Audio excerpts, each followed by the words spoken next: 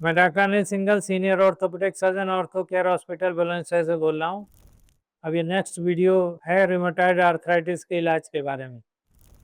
Rheumatoid arthritis का इलाज एक तो मेडिसिन है, दूसरा पेशेंट को खुद का अपना स्वास्थ्य की देखभाल है, स्ट्रेस से बचना है, योगा प्राणायाम करना है, खाने पीने में विटामिन डी, कैल्शियम, ताज़ा फल, स्ट्रेस, नींद पूरी होना जरूरी है। दवाओं में कॉमन दवाएं जिसको डामार्ड कहते हैं, डिजीज मॉडिफाइंग एजेंट्स, जिनमें SCQS है, सल्फासालाजिन है, लेफ्लुनामाइड है, और इम्पॉर्टेंट मेथोट्राइजेट इंजेक्शन या टैबलेट है, उसके साथ फॉलिक एसिड भी साथ में देना पड़ता है।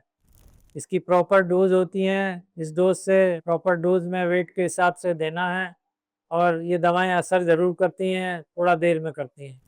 कभी कभी हमको अगर प्रॉब्लम ज़्यादा है, पेशेंट ज़्यादा तकलीफ में है, तो साथ में NSAID जो कि सेफ होती हैं, ज़्यादा समय तक हम दे सकते हैं, उनको हम यूज करते हैं। साथ में कॉर्टिकोस्टेरॉइड थोड़ी बहुत दिन के लिए, जिससे कि उसका जो इन्फ्लेमेशन है एकदम कम हो जाए, वो देनी पड़ती हैं।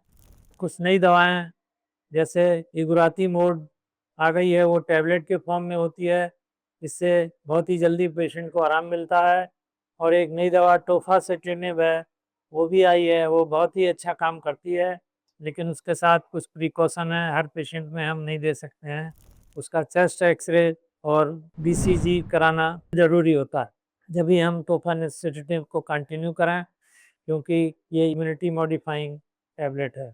मेडिसिन के साथ साथ पेशेंट खाने पीने का ध्यान रखेगा, योगा करेगा, टहलेगा, स्वस्थ रहेगा, खाने पीने से, व्यायाम से भी, तो उसको जल्दी ही फायदा होगा।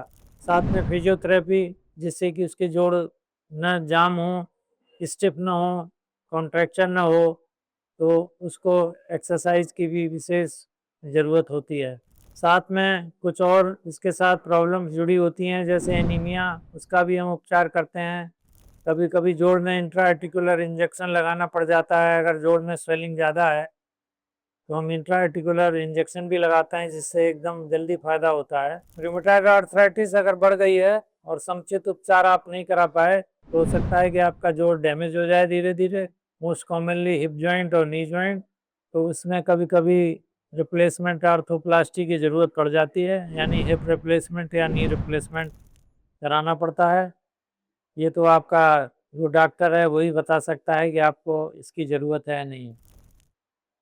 तो कहने का तात्पर्य ये है कि अगर आप पूरा प्रिकॉशन लेंगे और सही से इलाज कराएंगे, तो इन सब समस्याओं से बचेंगे। और इसके बारे में कोई और जानकारी हासिल करना चाहें, कोई आपकी क्वेरीज हैं, तो नीचे दिए हुए मोबाइल नंबर पर आप संपर्क करें, हम इसके बारे में आपको और जानकारी देंगे। इस तरीके के और वीडियो देखने के लिए हमारे चैनल को सब्सक्राइब करें।